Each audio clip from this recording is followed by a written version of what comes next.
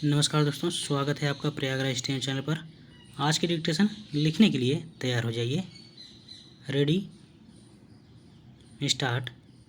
महोदय, भारत विकास के ऐसे चौराहे पर खड़ा है जहां उसे ऊर्जा की तेज़ी से बढ़ती मांग को चुनौती और जलवायु परिवर्तन की कड़ी समस्या का एक साथ सामना करना पड़ रहा है। 140 करोड़ से ज़्यादा की आबादी और सबसे तेज़ी से बढ़ती प्रमुख अर्थव्यवस्था होने के कारण देश में ऊर्जा की अस्थायी और सुरक्षित सप्लाई की ज़रूरत पूरी करना पहले कभी इतना मुश्किल नहीं रहा।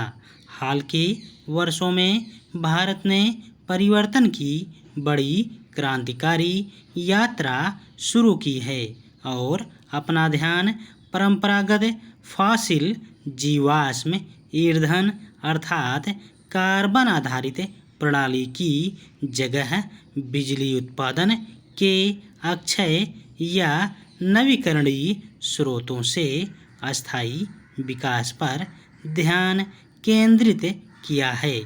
इस बदलाव से अधिक स्वच्छ और हरित ऊर्जा मिलने के साथ साथ देश में ऊर्जा की भावी स्थिति को नया रूप देने की क्षमता भी मिल रही है।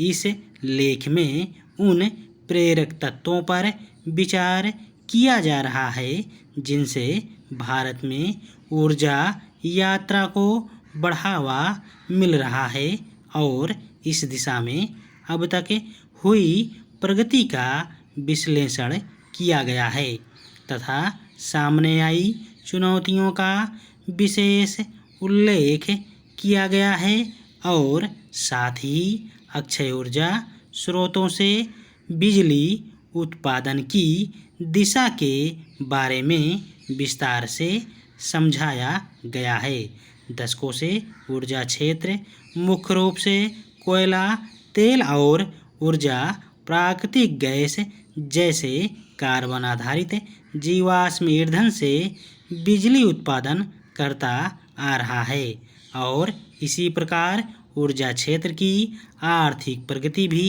होती रही है। परंतु बिजली उत्पादन के लिए इन स्रोतों पर निर्भर रहने के लिए हमें पर्यावरण की दृष्टि से और सामाजिक तौर पर काफ़ी बड़ी कीमत चुकानी पड़ी है।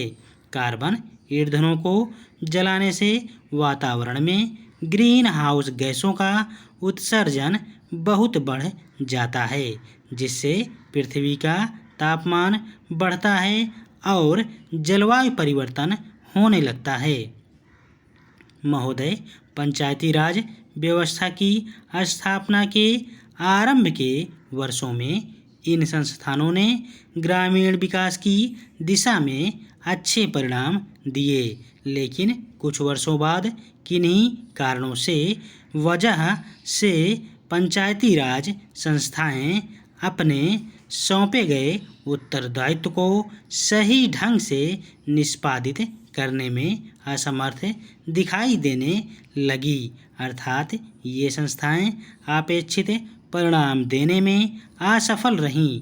इसका सबसे बड़ा कारण इन संस्थाओं के पास वित्तीय साधनों की कमी रही। साथ ही अधिकांश राज्य सरकारों ने पंचायती राज संस्थाओं के चुनाव में भी अधिक रुचि नहीं ली। पंचायती राज संस्थाओं को अधिक गतिशील बनाने हेतु अशोक मेहता कमेटी ने सिफारिश की कि विकास कार्यक्रमों एवं योजनाओं को क्रियान्वित करने की जिम्मेदारी जिला परिषदों की हो।